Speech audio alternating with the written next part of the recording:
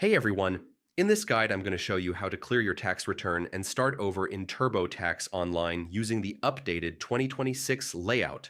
So first, open your browser, go to turbotax.com, click Sign In, and log in with your Intuit account. Once your dashboard appears, you'll see the return you've been working on. Click Continue so you're inside the current file you want to reset. On the left side of the screen, scroll down and look for the Tax Tools menu.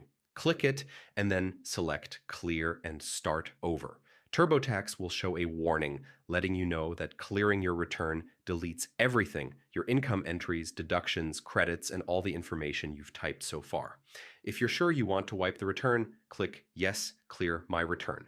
TurboTax then resets the file and sends you back to the beginning of the setup so you can start fresh. Now, there are a few situations where the clear and start over option won't work. If you've already paid for TurboTax, registered your return, or submitted it electronically, the option becomes unavailable. When that happens, the only way to start over is to create a new TurboTax account with a different email. That gives you a brand new file without affecting the old one.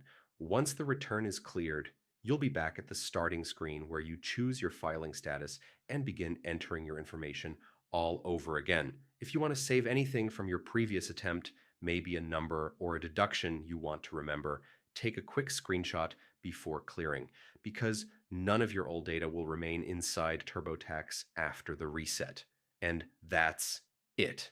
That's how to clear your return and start over in TurboTax Online using the 2026 interface. It's simple, quick, and super helpful when you want a clean slate or need to fix mistakes. Thanks for watching.